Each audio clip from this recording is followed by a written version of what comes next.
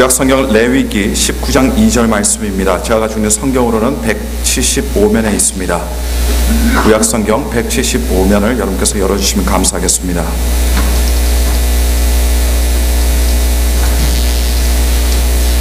구약성경 레위기 19장 2절 말씀입니다.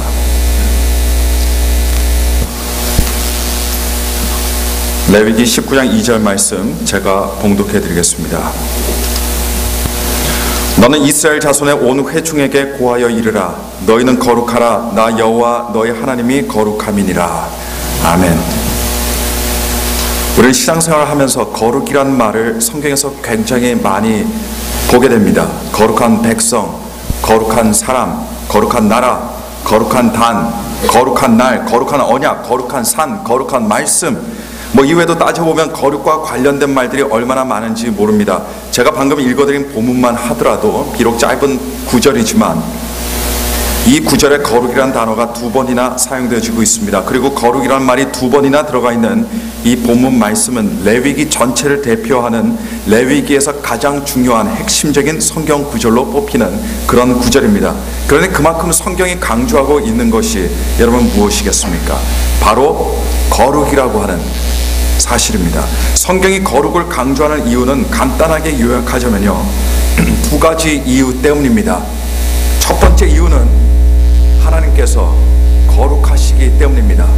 2번째 이유는 여러분 거룩한 그리스도인이 진정 행복한 그리스도인이 될 수 있기 때문입니다.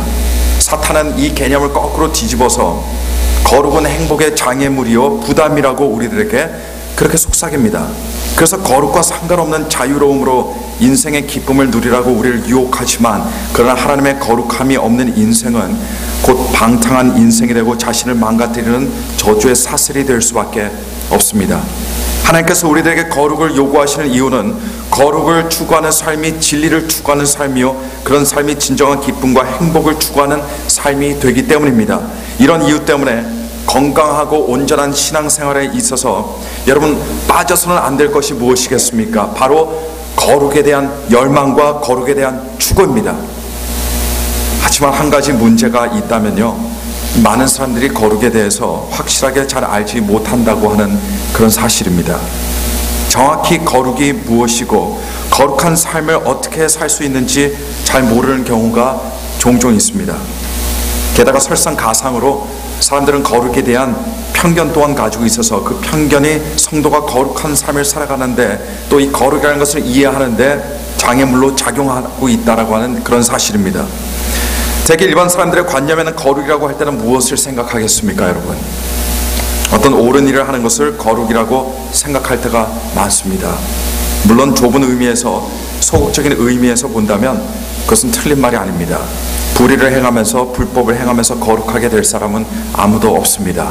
하지만 그렇다고 거룩의 여부가 단순히 인간의 행위에 결정되어진다는 것은 사람들이 가지고 있는, 쉽게 가질 만한 큰 오해입니다. 성경에서 거룩이라고 할 때 그 거룩은 사람의 행위나 행동만을 결코 의미하는 것이 아니에요. 성경이 거룩에 대해서 말을 할 때는 여러분 그 행동, 행위 이상의 것을 말하고 있다는 것을 여러분 믿으시길 바랍니다.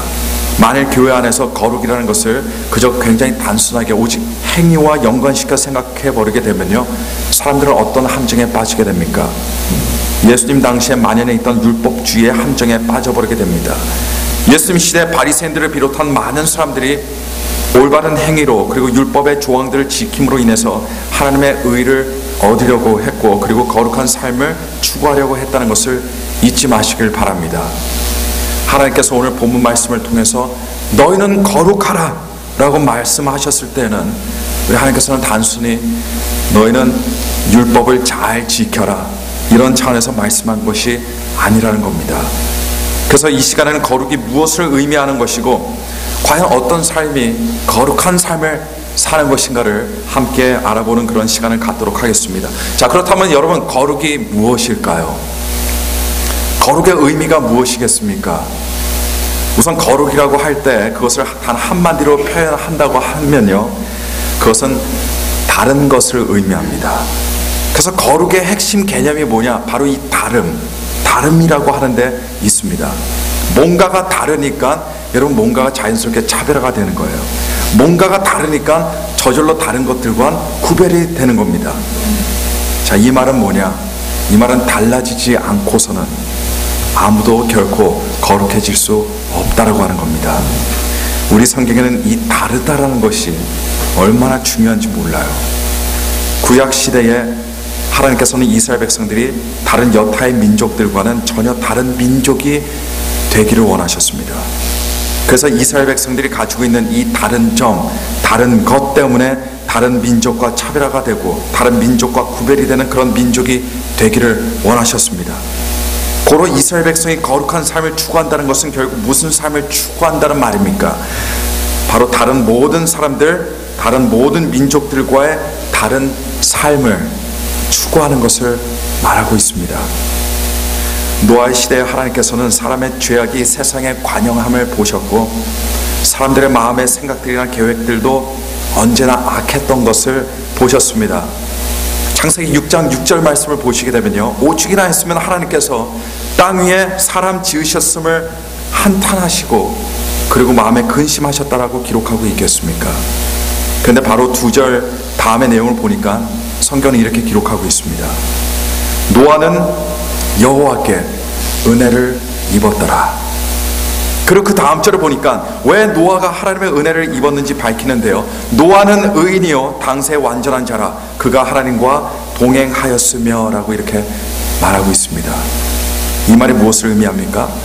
노아는 동시대 사람들과는 달랐다는 겁니다. 노아는 하나님의 눈에 비춰질 때 다른 사람들과는 판이하게 틀렸다는 겁니다. 하나님의 눈에 세상과 다르고 세상과 구별되는 것, 여러분 이것이 바로 거룩입니다. 이것이 거룩의 기본적인 개념입니다. 이 세상에서 가장 거룩한 분이 누구일까요? 그분은 바로 하나님이십니다. 왜 하나님께서 가장 거룩하신 분인 줄 아십니까? 왜냐하면 하나님께서는 이 세상과 전혀 다른 분이시기 때문입니다. 세상과 철저하게 구별되시는 분이 하나님이시기 때문에 그래서 거룩의 기준은 바로 하나님이 되십니다. 그리고 하나님을 떠나서는 거룩이라는 개념 자체가 여러분 존재할 수가 없는 겁니다. 성경은 성도들로 하여금 예수 그리스도를 본받으라고 이렇게 말씀하고 있습니다. 예수 그리스도를 닮으라고 말씀하고 있는데 이 말이 무슨 말입니까? 이 말은 세상과 달라지라고 이야기하는 겁니다. 다른 세상 사람들과 틀린 사람들이 되라고 우리들에게 말하고 있는 겁니다. 그리고 예수 그리스도로 인해서 우리가 세상과 달라지고 그리고 세상 사람들과 달라질 때 그때 비로소 우리는요 거룩한 삶을 살게 되는 겁니다. 그렇게 우리의 거룩성은 우리가 얼마나 하나님을 닮았냐에 따라서 달라지는 겁니다.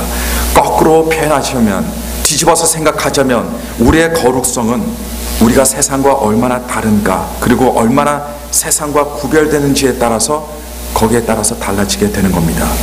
교회는 다니지만 세상 사람들과 똑같이 세상 사람들이 좋아하는 것들을 좋아하고 세상 사람들이 추구하는 것들을 추구한다면 결국 이 말은 무슨 말입니까?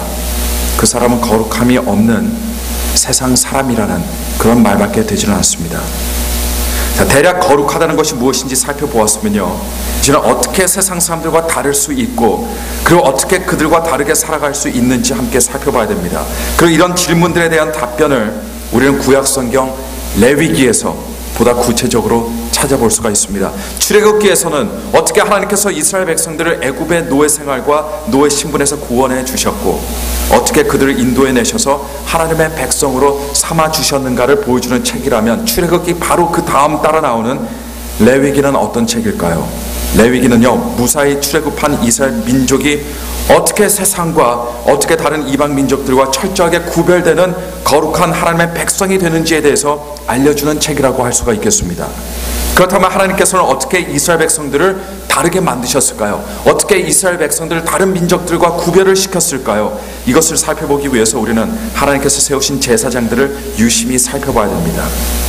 보통 우리들이 생각하기에 제사장들이라고 하면 제사를 주관하는 사람들로 생각을 하고 있겠지만 엄밀히 말해서 제사장의 책무는 단순히 제사를 드리는 사람들이 아니었습니다.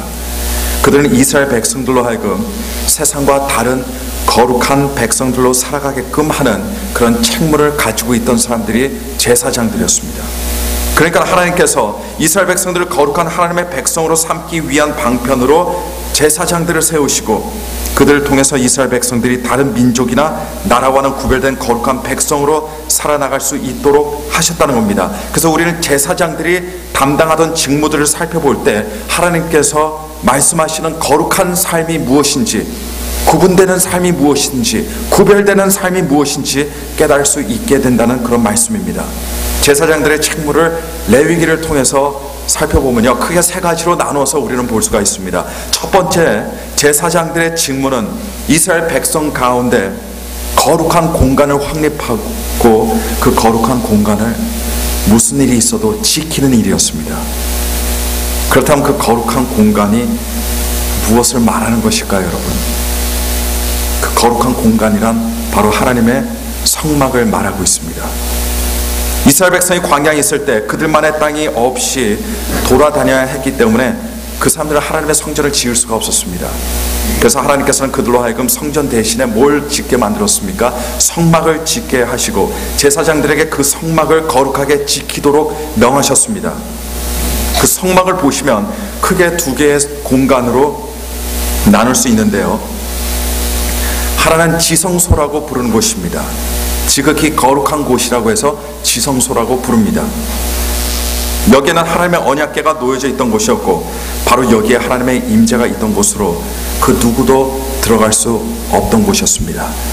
1년에 한 번, 단 한 번 대제사장만 들어갈 수가 있는 곳이 이 지성소였습니다. 그리고 지성소에 쳐져 있는 휘장 바깥에는 성소라고 하는 곳이 있습니다. 거룩한 곳이죠. 이것 또한 아무나 들어올 수 없는 장소로 이것은 대제사장과 그리고 제사장들만 출입이 가능한 곳이었고 제사장들이 들어와서 불이 늘 켜 있도록 하고 향이 나는 유황을 두고 떡상에는 떡을 교체하는 그런 일을 했습니다. 그리고 이 성소 바깥으로 나가게 되면 이제 그곳은 뭐라고 불리냐? 성막의 뜰이 나오게 되는 겁니다. 성막의 뜰에는 사람들이 제사를 드리기 위해서 몰려왔습니다. 그리고 제사장들은 사람들이 가지고 온 재물을 가지고 하나님께 제사를 드리는 일을 하던 곳이 바로 뜰이었습니다. 이렇듯 제사장들은 철두철미하게 이스라엘 진영 한가운데 있는 이 거룩한 장소를 유지시키고 더럽혀지지 않도록 지켜야 하는 그런 책무를 가지고 있었습니다. 왜냐하면 하나님께서 임재하시는 장소가 바로 그곳이었기 때문이었습니다. 그리고 이스라엘 백성에게 있어서 하나님께서 거하시고 임재하시는 이 성막이라는 거룩한 장소가 있다는 것이 다른 민족과 구별되는 가장 첫 번째 차이였습니다. 여러분, 오늘날 이 말이 무슨 말입니까? 거룩한 삶에는 언제나 하나님께서 임재하시는 거룩한 공간이 있어야 한다는 그런 말씀입니다. 모세가 실패자의 모습으로 무기력하게 고령의 나이에 양들을 광야에서 돌보고 있을 때 한 떨기나무를 우연히 보게 됩니다. 그런데 가만히 보니까 떨기나무에 불은 붙어 있는데 도무지 타지를 않는 거예요. 불이 붙어 있는 것도 신기한데 더 신기한 것은 그 나무가 다 들어가질 않는 겁니다. 모세는 80년의 세월 동안에 산전수전 다 겪으면서 파란만장한 삶을 살았지만 이런 것은 한 번도 본 적이 없었어요. 그래서 입이 딱 벌려진 채 가까이 다가가서 그 놀라움 속에서 그 떨기나무를 살펴보고 있는데 갑자기 하나님의 음성이 들려옵니다. 모세야, 너의 선 곳은 거룩한 땅이니 내 발에서 실을 벗으라. 여러분, 아무도 좋아하지 않고 삭막하고 척박한 불모지 같은 광야가 도대체 갑자기 왜 거룩한 땅이 되었을까요? 웬만한 동물들조차도 살 수 없는 그곳이 어떻게 모세가 신을 벗어야 할 정도로 거룩한 곳이 되었겠습니까? 이유는 단 한 가지입니다. 왜냐하면 그곳에 하나님께서 임재하셨기 때문이었습니다. 떨기나무에 불이 붙었는데 그 나무가 타지도 않은 이유도 바로 그곳에 하나님의 임재가 있었기 때문이었습니다. 성도를 거룩하게 만드는 것은요, 그 사람의 행위나 그 사람의 재주나 그 사람의 능력이 결코 아닙니다. 성도를 거룩하게 하는 것은 바로 하나님의 임재입니다. 그 누구이든 그 사람의 마음에, 그 사람의 삶에 하나님의 임재가 거하시는 그 거룩한 장소가 없다면 그 사람은 거룩한 삶을 살아갈 수가 없다는 겁니다. 하나님께서 임재하시는 장소가 있어야 합니다. 성도의 삶에는 이런 공간이 있어야 합니다. 아무리 세상의 실패자라 하더라도, 아무리 세상 눈으로 볼 때 그 사람 별 볼 일 없다 하더라도, 그러나 그 사람의 삶에 하나님의 임재가 있다면 그 사람은 벌써 세상과 구별되어지고 세상 사람들과 다른 사람이 되어버린 겁니다. 우리 하나님께서는 성도들의 삶에, 성도들의 마음에 하나님께서 계시는 이런 거룩한 장소가 있기를 반드시 요구하시게 됩니다.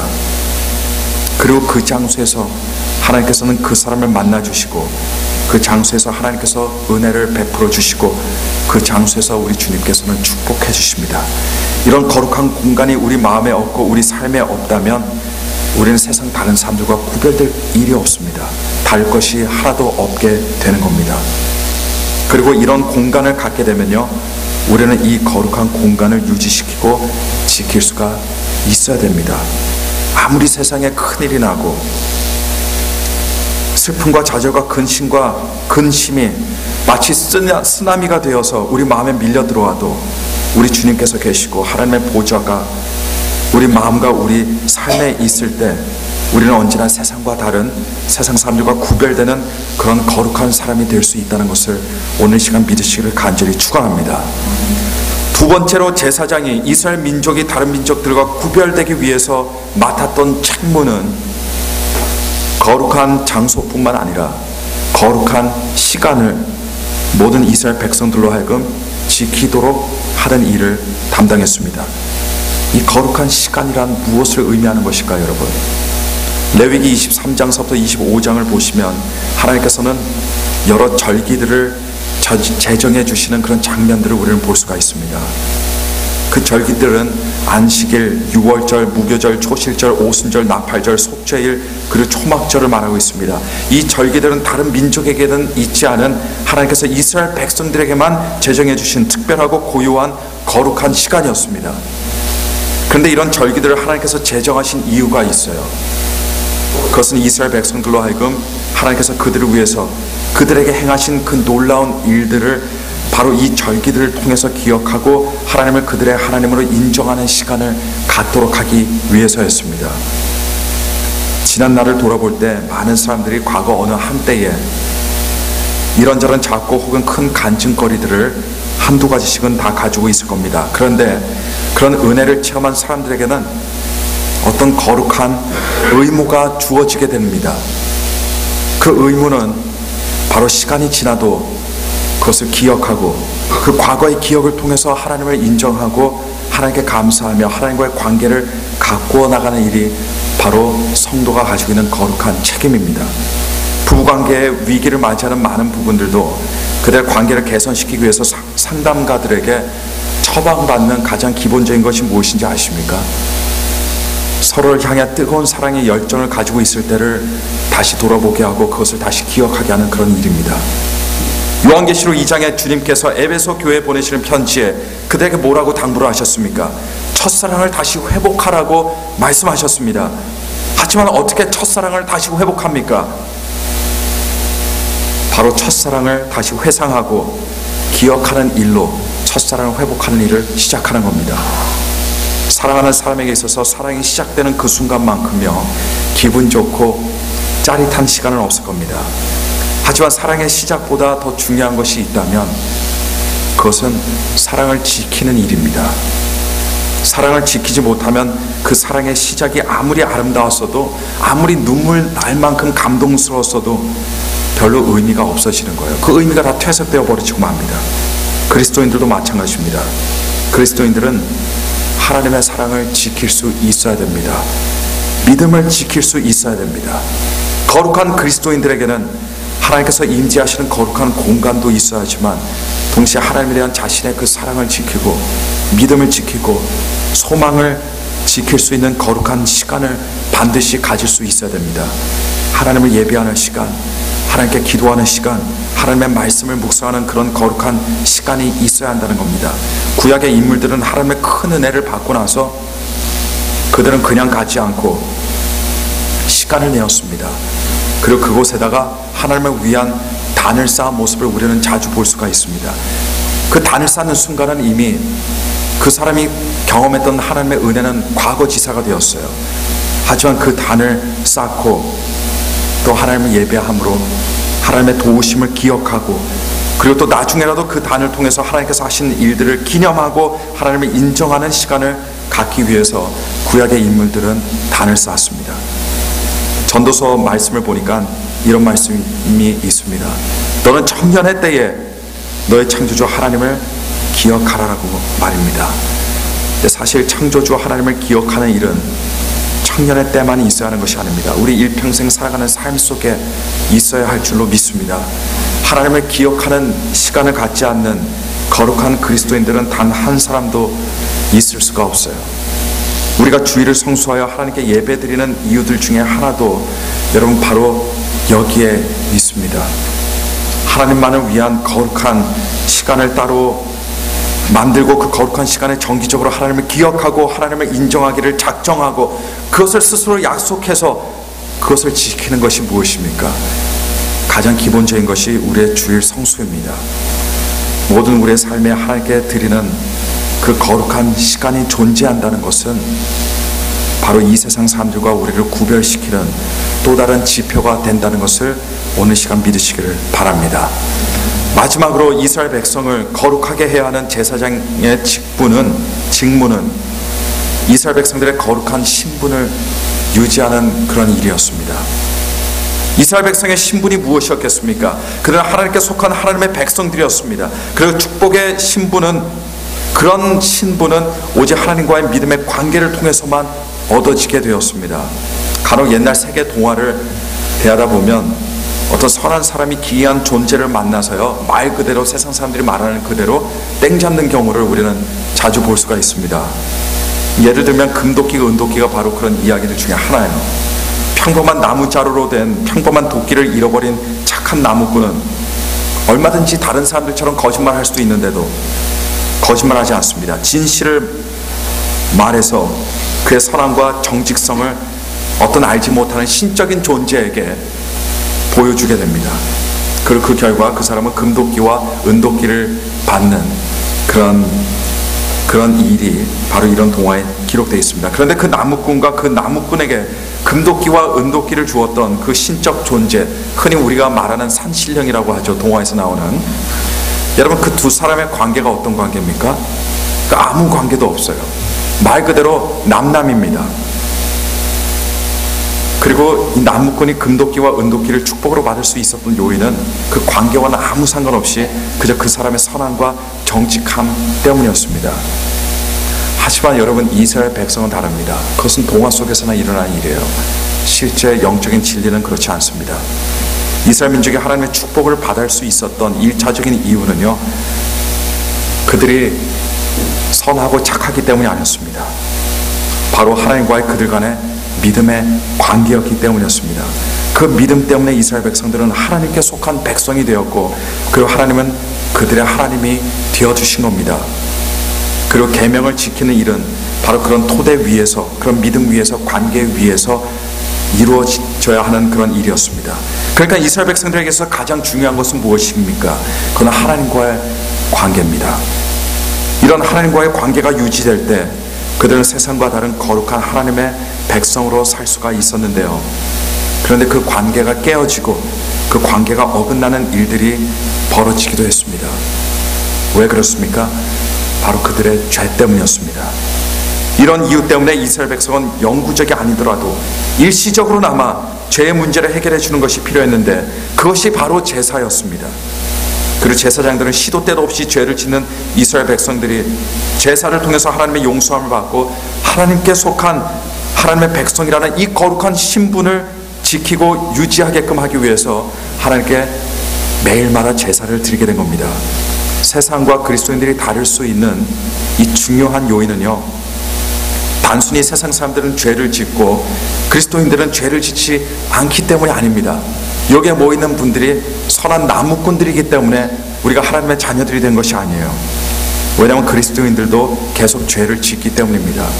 하지만 그리스도인들과 세상 사람들 간에는 근본적으로 다른 점이 있습니다. 차이가 있습니다. 이스라엘 백성과 다른 민족이 다를 수밖에 없었던 가장 중요한 근거는 이스라엘 백성들은 제사 제도를 통해서 죄의 문제를 일시적으로나마 해결할 수 있었습니다. 하지만 다른 사람들, 다른 민족들은 그렇지가 않았어요.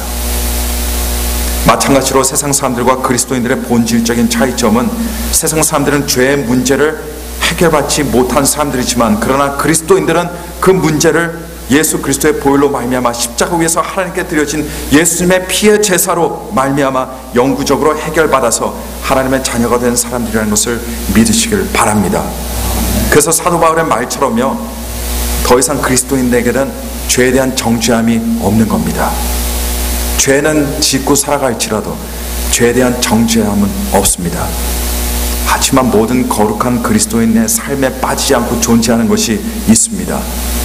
그것이 무엇입니까? 그것은 바로 회개의 삶입니다. 예수 그리스도를 믿고 하나님의 자녀가 된 그리스도인들은 계속 하나님의 자녀라는 신분을 가지고 있지만 그러나 그 이후에 끊임없는 회개의 삶을 통해서 하나님의 자녀답게 거룩한 삶을 살아갈 수가 있게 되는 겁니다. 그러니까 그리스도인들의 회개는 어떤 회개예요? 죽을 수밖에 없는 죄인으로서의 회개의 차원이 아닙니다. 바로 하나님 자녀로서의 아버지께 용서를 구하는 거룩한 회개입니다. 그리고 이런 회개의 삶을 통해서 그리스도인은 하나님의 자녀의 거룩한 삶을 살아나가게 되는 겁니다. 여러분, 잠깐 요약하겠습니다. 우리는 이제껏 거룩에 대해서 함께 살펴보았습니다. 거룩은 세상과 다른 것을 의미합니다. 반면에 거룩은 하나님께 속하고 하나님 편에 있고 하나님의 성품을 품음으로 이 세상과 차별화가 되고 구별이 되는 것을 말하고 있습니다. 그래서 거룩한 사람의 인생에는 하나님께서 반드시 임재하시고 계시는 거룩한 공간이 있고 하나님을 인정하고 하나님을 기억하는 거룩한 시간이 존재합니다. 그리고 예수 그리스도를 통해 죄의 문제를 해결받았을 뿐 아니라 하나님의 자녀가 당연히 보이는 그런 회개의 삶이 있는 그런 삶이 거룩한 삶이라고 하는 겁니다. 마지막으로 저는 스펄전 목사님께서 하셨던 말씀을 인용함으로 말씀을 마치도록 하겠습니다. 스펄전 목사님은 이런 말씀을 하셨습니다. 만약 내가 생각할 수 있는 모든 그 축복들 가운데, 내가 떠올릴 수 있는 그 많은 축복들 가운데 가장 원하는 축복을 한 가지 선택할 수 있다면 나는 예수 그리스도의 뜻과 정확히 일치하는 삶을 사는 그런 거룩한 삶의 축복을 선택할 것이다 라고 이렇게 고백을 했습니다. 그리고 오늘 이 시간 이 스펄전 목사님의 고백이 저와 여러분들의 소원이요 고백이 되기를 간절히 축원합니다. 함께 우리 들으신 말씀 생각하면서 기도하겠습니다. 기도하실 때 하나님 아버지, 거룩하신 우리 하나님을 본받는 거룩한 자녀들이 되게 하시고 우리의 삶의 이 거룩성이 다시 회복되게 하시고 죄로 인해서 또 우리가 뒤로 물러나는 일이 있다면 다시 회개의 삶을 통해서 주님 앞에 나가게 하여 주옵소서. 거룩한 그리스도인이 되어서 행복한 그리스도인이 될 수 있도록 주님 인도하여 주시고 우리의 거룩한 모습을 통해서 하나님께서 영광 받아주시고 또 기뻐하여 주옵소서. 우리 함께 간절한 마음으로 신실한 마음으로 주님께 합심으로 기도하도록 하겠습니다. 함께 기도하시겠습니다. 거룩하신